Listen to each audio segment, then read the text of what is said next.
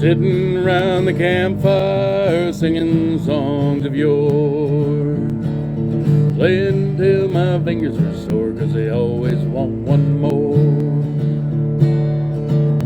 Yeah, we're sitting around the campfire singing songs of yore, playing till my fingers are sore on the campfire troubadour.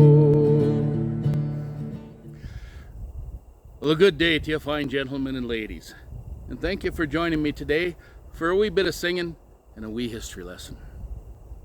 Well, they call me Two Wives, the Campfire Troubadour, singing songs of yore and songs about yore. Now today, I'll be singing a song that most all of us buckskinners are familiar with, the Ballad of Jeremiah Johnson. Now this is from the 1972 movie of the same name, starring Robert Redford. The movie is very loosely based on the life of John Liver-Eaten Johnson, who was born John Jeremiah Garrison Johnston in 1824 in New Jersey, and who became the most famous of the mountain men. Now Johnson served aboard a fighting ship during the Mexican-American War.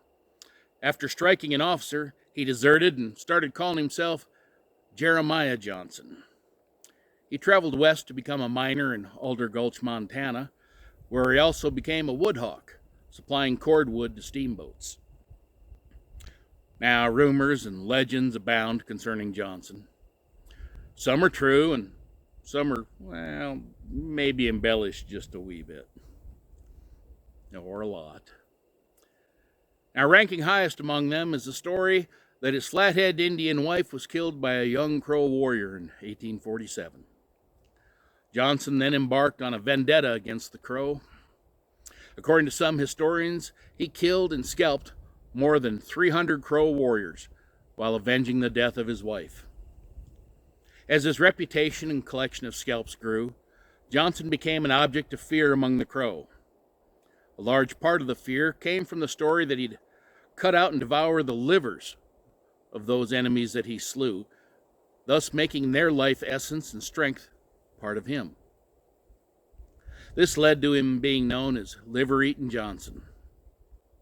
Now, no one knows for sure if he actually ate the livers, but it is well known that he waged a one-man war on the Crow. And the Crow did their best to kill him in return. He was also known by the name Crow Killer. Eventually, Johnson made peace with the Crow, who became his brothers, and his personal war against them ended after 25 years.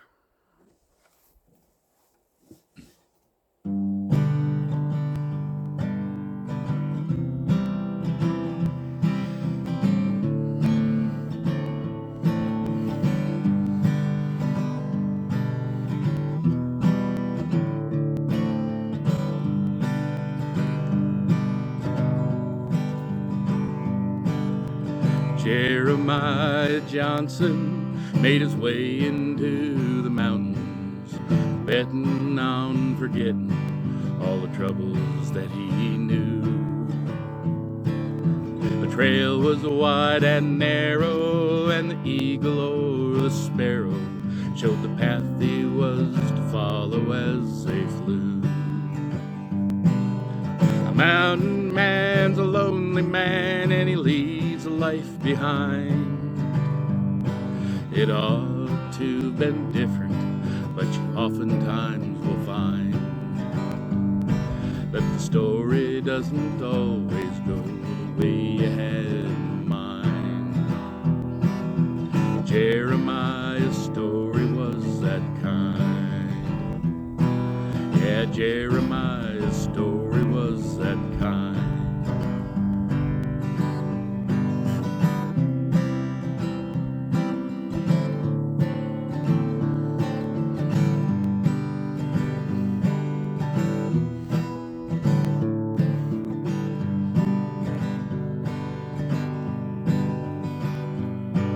Well, the way that you wander is a way that you choose, and the day that you tarry is the day that you lose.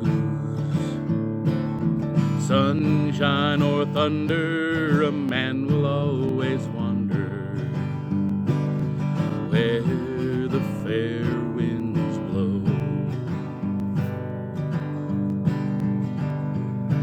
An Indian says you search in vain for what you cannot find. He says you'll find 1,000 ways for running down your time. An Indian didn't scream it, he sang it in a song. And he's never been known to be wrong. He's never been known to be wrong.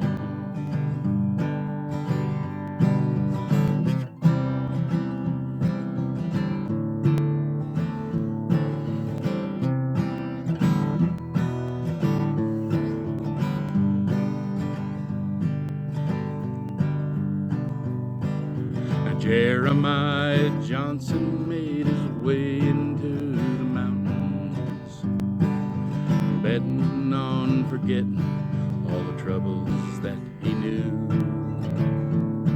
The trail was wide and narrow, and the eagle or the sparrow showed the path he was to follow as they flew. And a mountain man's a lonely man, and he leaves a path behind. It ought to have been different, but you oftentimes will find that the story doesn't always go the way you had in mind. And Jeremiah's story was that kind. Yeah, Jeremiah's story was that kind.